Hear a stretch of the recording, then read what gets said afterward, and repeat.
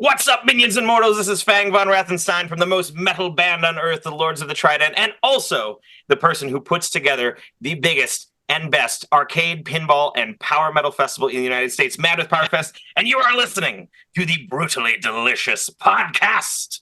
1, 2, 3, 4. The Brutally Delicious Podcast. The Brutally Delicious Podcast.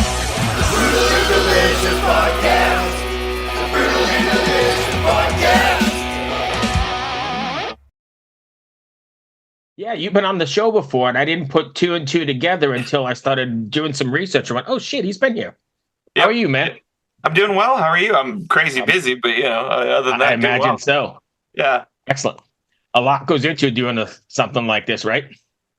Oh, yeah. Like, way too much. So, especially when you're kind of like DIYing most of it, and you've been doing it, yourself for like 8 odd years at this point. It's just sort of like, yeah. And it grows, it gets bigger and bigger and bigger. And then you think, okay, this year is the year that finally everything's going to be on autopilot. And it doesn't get easier. It gets easier in a way. Like, so we, for the first couple of years, we had it at a smaller venue, about, 300 capacity. And, by year 2, I'm sort of like, okay, I have an idea of like how it's going to go. Then we moved it into an even bigger venue of about 500 capacity. And then that first year is always pandemonium, hair falling out, stress everywhere. You age 17 years in one day, kind of a thing.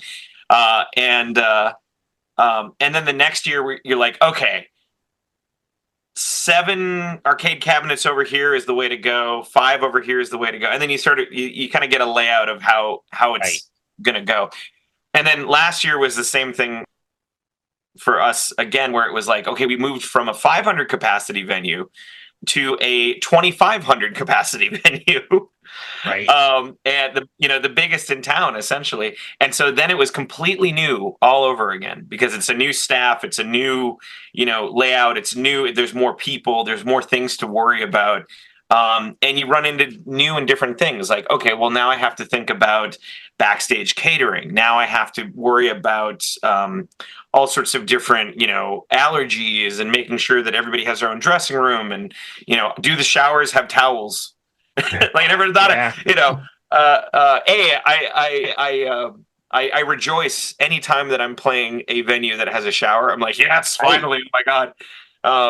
But B, you always, it's always those little things that you don't think about afterwards. You get out of the shower and you're like, oh shit.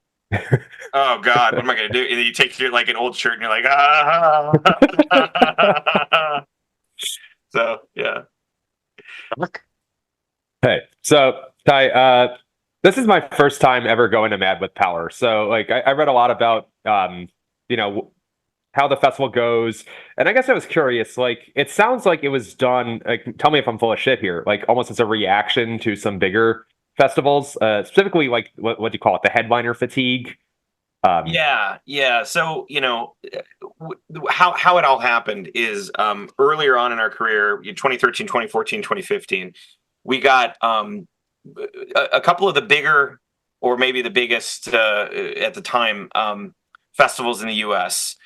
In our genre offered us like slots and offered us things, and essentially like pulled the rug out from under us and said, oh, we never did that, or, oh, you never emailed us back, or that kind of thing. And then even went so far as to say, hey, yeah, we'll let you play if you pay us $15,000, kind of a thing. And and it's payable to me, the promoter, not the festival. You got to like send it to my personal, kind of a thing. And so I'd like to say that is a rarity in the music industry, but unfortunately, it really hasn't been. A lot of bands get screwed over, and a lot of bands, end up running into these pay to play issues just about everywhere they go, even on fests that say that they're not pay to play. You'll get some rogue promoter being a dick, and that just sort of happens. And I just got sick of it. I have a lot of people have said that I'm sort of like, too nice to be in the music industry. Maybe it's a Midwest thing. Maybe it's a Wisconsin thing. I don't know. We're close enough to Canada where it's like, like legally we all have to be nice, just like if you're in Canada. But I wanted to believe, I still strongly believe, and I still stand by this, that like a rising tide raises all ships. If we can make things better for everybody, if we can elevate everybody's band, then the scene gets better and your own band gets better. I don't think music needs to be a cutthroat competition of who plays when, who plays, and being angry at this person for getting this slot. It's like, if anything, we should be happy that power metal, which is a smaller genre in the United States, is getting more elevated. And I think the way that we do that is by working together. So, essentially what I wanted to do is I wanted to create a fest that gives opportunity to bands that were rising up. Much to your point earlier, a lot of the fests that I was going to from, 2010 until maybe even just a couple years ago, the headliners that they had on those festivals were like, they might as well have had oxygen tanks coming out with them. They were old dudes, and I have nothing against like older guys in metal, older bands. The problem I have is that 99% of these bands had not released an album in the last like 10 years. In that case, what are you do? Are you still a band? What are you still, doing the music, and it was infuriating to me as a band that was trying everything in a very DIY. We're not signed. We don't have a management. We don't have a booking agent. We do everything ourselves. We shoot our own videos. We record our own music. We book our own tours. It was aggravating to me to do all of this stuff and try to just eke my way into like a festival, an opening slot even, right? To have, the headliner be this band that hadn't done anything in 15, 20 years. And I saw the writing on the wall. It's like, if we keep doing this, I wasn't the only band that was having this problem. Every one of my, contemporaries, every one of my friends, they're having the same issue. And if we keep doing this, if we keep giving the headliner slots to bands that haven't done anything in 15, 20 years, we're going to starve the young bands that need that attention to get themselves to the next level. A good festival appearance could be the difference between, your next Kickstarter being funded or not, your next tour being promoted well, or people coming out to it or not.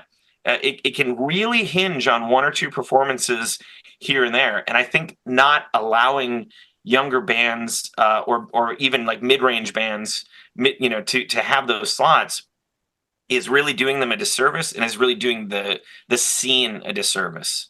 As a person who spends his own money, and hopefully I don't have to like remortgage my house every time I put the festival on, I understand the drive to want to do like sure things, to put people on headliner slots that, you're like, well, they'll easily sell 300 tickets because they made this amazing album 27 years ago or whatever. I get that idea, but I come at the festival from two different angles. I come at it from the promoter angle, but I also come at it from the band angle. And I'm hoping that what we're doing with this festival is essentially like, the whole planting seeds to grow into trees under whom I will never sit kind of idea. I want the scene to be better, and I'm trying to lead by example in the best way I can. Beautiful. Wow. That was that like rehearsed? That was like amazing. No, I feel so passionately. There's two things I feel passionately about. This and Japanese toilets. If you get me talking about Japanese toilets, I will talk for hours. It'd be, yeah, absolutely. So, nice. Do you want to like give Brutally Delicious listeners a brief overview, like who's playing this year? Obviously, we got Fellowship as like probably the main featured act, and your own band, Words of the Trident, and Yep. Yeah, we got Fellowship. We got one act that I'm extremely excited about is Anthem. I think a lot of people know Anthem, but I think they're not as well known in the US as they are in Japan. I would classify them as, if we're thinking like big three of heavy metal in the US, I would sort of classify them as one of the big three, maybe even the big two of heavy metal over in Japan. Them and Loudness were two of the biggest acts, and Anthem has been consistently putting out really good albums every couple years for like, I mean, I've been listening to them for a long time, but ever since like 2008, I can think of like, okay, every 3 to 4 years, they've been putting out just banger after banger of an album. And this is actually going to be their first US appearance in over 30 years. Wow. So very, very excited to bring them over to the US for an exclusive performance here. Both Fellowship and Anthem are exclusive US performances, so you can only see them at Mad as Power Fest. And dealing with the visas has been eye-opening. Let's just say it's been just a process, But on top of that, yep, we're playing. Lords of Trident's playing. Those guys get booked every year. We got to talk to the promoter. I don't know. Right. Some sort of tit for tat going on there. We've got Magic Sword, who is a wonderful kind of live electronica band. A lot of people, kind of hear the word electronica and they think, oh, it's going to be a guy like with a laptop. But these guys play all their own instruments live. There's live drums, live guitar, live keyboards.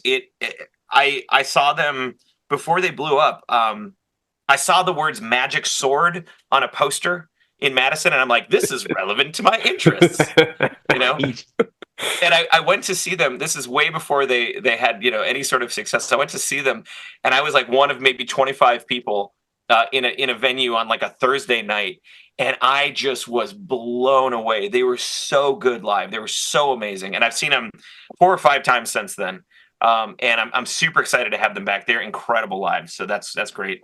Oceans of Slumber. A lot of people know Oceans of Slumber. They've got a new album coming out.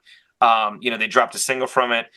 Really innovative sound. I love their mix of influences that they kind of mix together. That's sort of doom and the soul and all that sort of stuff. Really, really cool. Starkill from Chicago. A lot of people know that band. They've been around on the tour circuit quite a bit. Ever wonder what a punch from Elton John feels like? Or how you'd cope with having turned down the chance to be in Nirvana? Or what signal Keith Richards gives when he wants you to get the hell out of his hotel room? Fans of Too Much Effing Perspective don't have to wonder, because they've heard these exact stories and a jillion others on our podcast. I'm Alex Hoffman, former tour manager for Radiohead. And I'm musician and comedy writer Alan Keller. On the TMEP show, we get guests like Nancy Wilson from Heart, Jeremiah Freites from the Lumineers, and Modern Family's Julie Bowen to tell us things they may have only shared with their therapist, clergy, or a TMZ stringer. So join us on Too Much Effing Perspective. That's EFFING Perspective. The only podcast you crank up to 11. Celestial Wizard is another band that is coming. They're from Denver. They're actually putting on. It's kind of fun. It's like they have been coming to or seeing Mad as Power Fest grow, and they took a little inspiration from that, and they're starting their own festival actually in Denver called Mile High Power Fest, which we're going to be playing. And they were straight up. They were like, "Yo, Ty, we want to do like Mad with Power in Denver. Is it cool?" I'm like, "Yeah, dude. Like more festivals. Hell yeah, let's do this." Yeah. So that's great. Glyph, who just got off a tour with Ailstorm and Elven King, bunch of very close friends of mine. Some of the guys from Glyph is made up of Rav from Ravenous and some of the guys from Greyhawk who played last year. Really up and coming, cool power metal band, super catchy. If you didn't see them with Ailstorm, you missed out, but you can see them again at Mad with Power. Dialith is another band. They're from the East Coast. My pen flew away. They're from the East Coast. Really cool mix of kind of symphonic power metal band. I'm really excited to see them live. I've been listening to them for a while. And then 3 more. I know people are like, "Oh my God, get to the point." we got Lame Genie. Lame Genie is a video game metal band. They do some of the coolest like metal covers of video game music, and they're so prolific. I want to say they've got over at least over 150 covers on YouTube just in the past like 3 years. And I've been a part of a couple of them. Anytime they need someone to sing in Japanese lyrics, they hit me up because I've got a degree in Japanese. So, which it's funny, they didn't know that at the time. They were just like, "Hey, you're a great singer. You're on our Patreon. Do you want to sing this? Oh, by the way, it's in Japanese. You could probably sound it out." And I'm like, "Nah, I got a degree in Japanese. I'm good." And Good, yeah. I'll never forget what they emailed me back after that. It was just a one-line response of an email, and it just said, "Ha ha ha, who are you?" Also, you could talk about Japanese toilets. And we can talk about Japanese toilets all day long. I love Japanese toilets so much. Yep. And then Vesuvian, a band that we unfortunately didn't get to play with on our last West Coast tour. We hit them up to play with us. I believe it was in Phoenix. Really, really cool band. Really interesting, kind of mellow-deathy power kind of band. And speaking of melodeath, Vintersea from the West Coast, from I believe the Seattle area, man, they put together just a really interesting mix. Like one song will be like very black metal, one song will be very like chill power metal. I'm amazed by the breadth of their work. So I really wanted to get them this year. So yeah, that's the whole lineup. We're also working on, this year is Mortal Kombat themed. So I'm in talks right now. Every year we have the guy who played Shang Tsung in Mortal Kombat 2. Every year he comes to the festival. He's been coming since Mad with Power 3. And he signs autographs. He brings his book. He takes pictures. We always have a Mortal Kombat 2 cabinet so you can play like with him, against him, that kind of a thing. But this year we're in talks with the rest of the Mortal Kombat actors. There is, I don't want to promise anything yet, but it's looking good that we will probably have just about every actor from the Mortal Kombat game at Mad with Power, signing autographs, taking pictures, all that sort of stuff. Johnny Cage, Scorpion, Liu Kang, Raiden, Kano, we'll have it all. It's going to be really fun. So, and for the people who are not aware of essentially what Mad with Power is, we do this festival, right? But the way that we differentiate ourselves from other festivals, besides taking out 99% of the BS of festivals, of going to that, and I can talk about that in a minute, but we fill a venue completely full of arcade and pinball games, and all of them are on free play. So you can, in between bands, you can play as much arcade and pinball as you want, or during our patented dinner break. Yes, we are the only festival that I know of that actually has a dinner break. Wow. You can play as much pinball as you want. We've got, tournaments. We've got all sorts of stuff. Like I said, we'll have special guests that you can play against. So it is very much an arcade and pinball and heavy metal festival, all rolled into one. And as far as I know, we're also like one of the cheapest festivals out there. It's $100 for a 2-day pass. So it's $50 a day for 12 bands. All you can play arcade and pinball and all sorts of additional like cool fest related activities that we put together. Right. So yeah, it's a big deal. It's a lot of fun. So you have to get all those games in there too? Yeah, we have to do it. And the big issue with that is that they don't allow us to load them in ahead of time. We have to do that the day of, while all 12 bands are loading in and sound checking. We have to set up like 70 arcade cabinets and pinballs. It's a bit, and then we have to load them out at the end of the festival at like midnight. It's a bit of a haul. Wow. If any viewers here want to find it, how do you want to give us all your socials or links to where they can get tickets and that sort of thing? Yep. madwithpowerfest.com. That's where you can find pretty much everything. And we're on Facebook, Instagram, all those places at just Mad with Power Fest. Mm-hmm. Awesome. Dark, you got anything else? Yeah, sorry, Ty. You said you were a little short on time. Do you have time for like one or two more, or do you? Oh yeah, no, I'm good. I'm basically good awesome. Until like 11. So. Oh okay. Hey, we're East Coast, so in our mind, like it's already past 11. Sorry, you gotta cater to us. I'm kidding. Yeah. No, I'm good. I'm good for another 45 minutes, so we can just like ramble. Okay, I had like prepared questions, but just hearing you talk had me like. I'm marveled that like you're in the music business, you're doing all this organization, and it doesn't seem to have jaded you. Is that just the Midwestern facade? Like what? It's jaded me. You're still into it. It's jaded me against booking agents. It's there's I can say there's one booking agent, only one that I am okay talking to, and he knows who he is. He definitely knows who he is.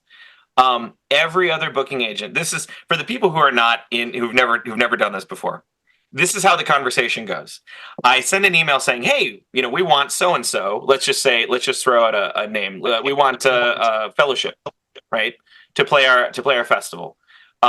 Here's information about the festival. Here's what we can offer. We can give you backline and hotels and food and blah blah blah blah blah. Oh, and by the way, I believe we are the only festival in the entire United States with 0% merch cuts. We do not take a dime out of anybody's merch because that is bullshit and bad, right? Yes. And so I'm like, how much do you want? Band to band, how much do you want to play?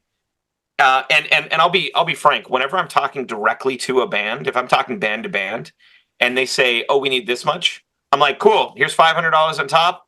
As long as it's reasonable, because bands are always reasonable. Bands will tell you directly, "Oh, we need this much for flights, and then like $500 on top would be good, and a place to sleep." Like that's reasonable. But when you talk to booking agents, you say, "How much would you like to play the festival?" And without a doubt, every single time they're like, "Send us an offer." And I'm like, dude, I don't know. Some bands want $2,000. Some bands want $20,000. Some bands want $100,000. I don't know. Like, we travel around and sleep on floors. We play for peanuts. I don't know what you want. Like, just tell me. Just tell me what you want. And I'll send them an offer, and it's probably going to be too low because I have no idea. And then they'll get back to me like, we can't do that for that. Thanks for the offer anyway. End of conversation. This happens every single time. Every time. And then I'll email them back and I'll be like, just tell me what you want. Yeah. Just counter offer. Just tell me what the band wants. And then they'll send me something way too high. Oh yeah, $30,000. No. So it's just infuriating. And the big issue is that like the booking agents, like you have to go through them, and they know that. So they are 99.9% of the time they are antagonistic. They will straight up like insult you. Like send me a reasonable offer, you idiot. I've gotten before. They will straight up insult you, and there's nothing you can do about it because you have to go through them because they've signed a deal with the band, and there's like exclusivity there. So dealing with booking agents, I hate them. I hate booking agents. Every last one of them except for that one guy, and he knows who he is. I hate every one of them. Actually, I'll take that back. Magic Sword's booking agent, I think is also his manager, is an absolute sweetheart, and he's great. But everybody else is just a total dick. So you got two. Okay. Yeah, I got two, that hasn't jaded me. I think the thing that we try to do with this festival, you and I and all of us, we've been to festivals, and we have to deal with a lot of fans and bands have to deal with a lot of bullshit at festivals and just shows in general. Ticketing fees, that's stupid and aggravating and dumb. You go to a website and it says, "Oh, it's $100 for a ticket," and it ends up being $150 because they add in all these like bullshit fees at the end. We're the first festival in the United States to take on Ticketmaster and win. We told them we're for the first 5 or 6 years, I think we built our own ticketing system with 0 fees. So what you see on the website is what you pay, because I hate ticket fees. Everybody hates ticket fees. And we ended up, eating the cost of like the credit card payments ourselves. So, if a ticket was $50, we'd make, I don't know, 45 or something like that, but we didn't pass that on to the consumer because that's shitty and bad. Right. And so when we moved into the bigger venue, we were locked in to Ticketmaster. They had an exclusivity contract. We couldn't do anything about it.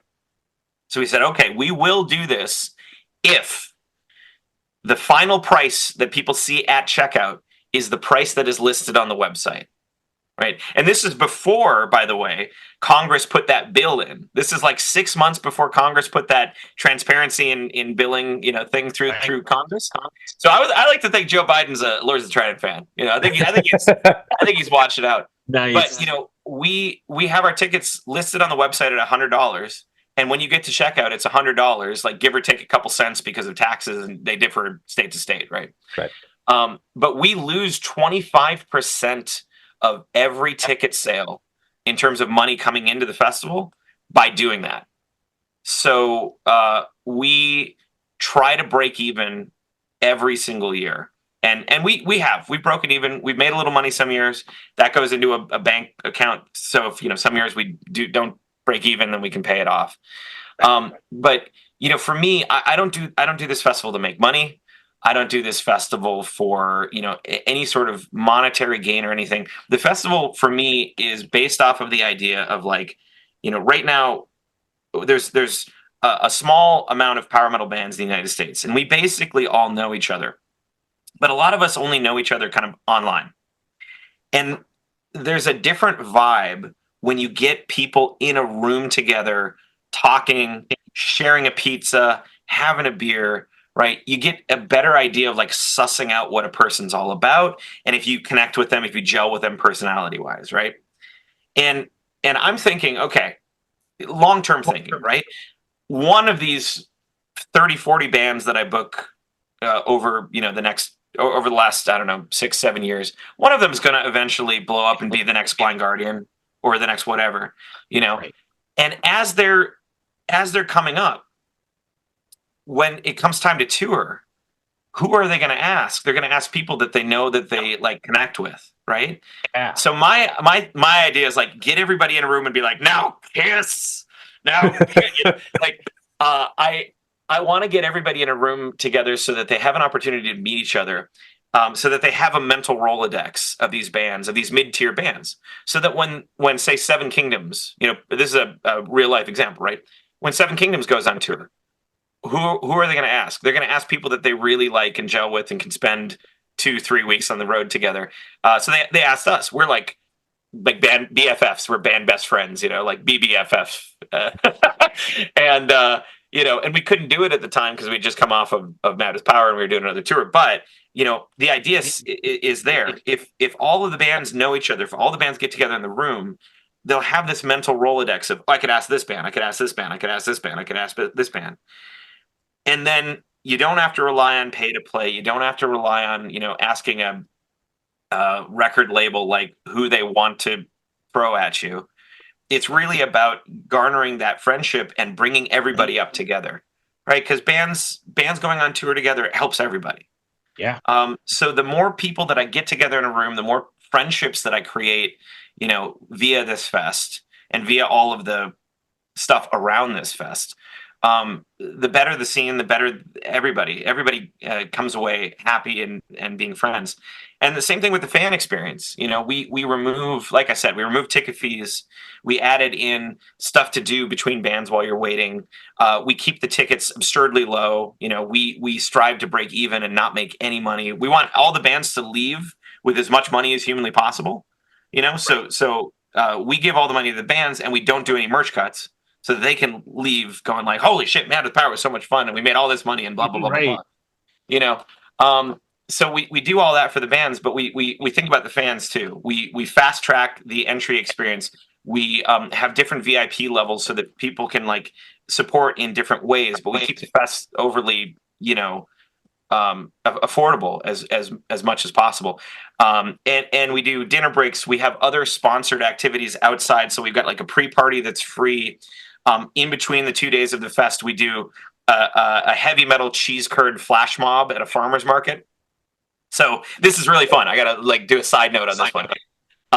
There, from about half a mile from the festival is the United States' second biggest farmers market is in Madison, Wisconsin, and it's around the Capitol building in Madison.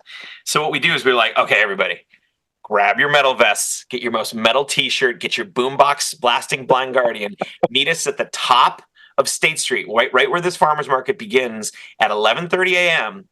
Bring cash, and what we're going to do is we're going to just go to the farmers market and we're going to buy out every single cheese curd stand. We're going to shut them down. We're going to buy all of their inventory, and they're going to leave home early, and they're going to be like, there's a bunch of metalheads that just came and bought all of our cheese curds. What the fuck just happened? Nice. And it happens every year, and they now know it's going to happen, but they don't know when. They still haven't figured out that it's part of this thing. So once a year, every year, just 500 metalheads will suddenly be at the farmers market buying nothing but cheese curds. And it's the greatest thing in the world. It's so much fun. So we have stuff like that, and I mean, really, what we try to do with the festival, with the fan aspect of it, is community building. I don't know about you guys, but as a musician, I don't really go to the festivals for music, right? Music's great. Music's fun. Live music is great. I love seeing bands, but I experience bands in a much different way than a regular fan does because I'm like in analytic mode all the time. So I don't really have as much fun, during the live experience maybe as some people do. But I go to other festivals for the community. I go to like see that one guy who I get to see once a year, give him a big hug, buy a beer, catch up, see what's going on. I go to festivals for that aspect of it. So what I do with Mad with Powerfest is I try to create as many things related to the festival that will foster community, that will foster connections between people. Because the more people feel like they're part of this community, the more people feel like they're invited to be kind of in the inner circle of this community, right? Which everybody is. The better things go. People make friends. I've had situations in my life where like one tiny act of kindness that was probably very cursory, very like easy for somebody to do has changed my life completely. And if I can offer that to somebody else, if I can make things better for other people by like, oh, hey, I met this person at Mad Powerfest. They ended up being my best friend. We moved in together. We started candle making business, and now we're millionaires. Right. If I could do something like that, right, then I'd love to do that. So, for me, it is that's why I'm not jaded about any of this, because I can see I can see what's happening with the scene. I can see what's happening with the fans. I can see what's happening with the bands, and it's tangible. In the 7 years since we've done this festival, it to me feels like things are going up and up and up for our genre, right? And things are going up and up and up for our scene. I'd like to, I'm not going to say that I caused it, but I'd like to believe that I'm sort of fertilizing the soil as best I can, so that the next Lords of the Trident, when I'm on oxygen tanks at some festival, the next Lords of the Trident doesn't have it as hard as I had it. I'd like it just to be easier for everybody. I'd like to be, they don't have to deal with antagonistic booking agents. I'd like that, So Dark, before you get to your next one, I got my 5-minute warning on Zoom. So if you got a short one, otherwise we're going to run out of time. Oh, sure.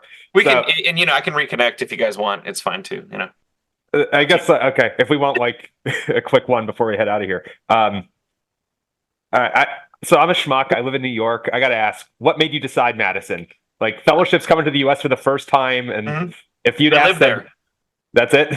I live there. A lot of people have asked me this question. Like, why don't you do it in Chicago? Why don't you do it in Milwaukee? Why don't you do it in Minneapolis? I live here. You want me to go somewhere? Like, no, no. Like, and I get it. Like, so I have a lot of connections with the local music scene, with the local businesses that sponsor every year, right? And local arcades. All of the people that bring in the arcade machines and the pinball machines are my friends. They run arcade bars, and I hang out with them. So that's the pragmatic answer. Plus, where else would you do cheese curds? You wouldn't do that in New York City. Exactly. But the other answer too, and I want people to understand this, right? Because this is difficult this causes conflict with a lot of people. Coming into Madison is not necessarily as cheap as coming into like Chicago or Milwaukee or Minneapolis, right? Flying in or driving in is not necessarily as cheap. We don't have as much like gigantic mega city infrastructure as New York, as Chicago. We have some of it, but we don't have as much of it as Chicago does.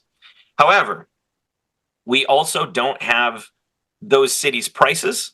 We don't have those cities' parking. We don't have those cities' problems generally. Madison is a city, but it's a smaller city. Greater Madison area is about, I think, a little over 600,000 people, a little bit over 500,000 people, right? And because of that, we're not looking at like 7 million, 8 million, however much Chicago is.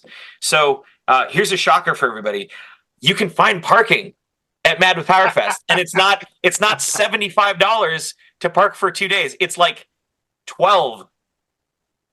That's you know, awesome. so, Beautiful too. Yeah. you know, we have hotels that are reasonably priced, and not like, you know, $300 for a tiny little place. So yes, the sticker shock at the beginning of like getting to Madison is a bit, and it's something people have to overcome. But understand, once you get here, it's the Midwest. We've got cheap food, cheap hotels, and a lot of parking, you know, and generally like it's kind of nice here. I think everybody who's come to Madison have been like, it's really nice here. I think I understand why you live here, Ty. I'm like, yeah. I could do this. I can do this without hitting anybody. You know, like, I'm in Manhattan. I'm doing it. Just saying. But I've actually been to Madison before. walking down the street. You know what I mean? Yeah. Oh, yeah. I've actually been to Madison before, so it's not that far for me. But hey, well, Ty, thanks so much for your time. Thank you for joining us. Awesome. Thank you guys so much. Hey, be well. Good luck. Thank you. Nice seeing you again. Yeah. Cheers. Oh, before you guys disconnect, by the way, we've got we'll probably also hit you up sometime soon. We got a new EP dropping in less than a month. So Oh, yeah. so That's right. We lots could of schedule coming out something for soon. sure. Yeah. Yeah. Absolutely. Be well. Bye, Cheers. guys. The number you have reached is 100.7 WMMS. It wasn't just a radio station, it was a lifestyle. Cleveland is a rock and roll city for sure. Get down! The Wrath of the Buzzard. WMMS. Cleveland. The rise and fall of one of the most iconic radio stations in America. Profiles, The Wrath of the Buzzard, PROH Files. Subscribe now wherever you get podcasts.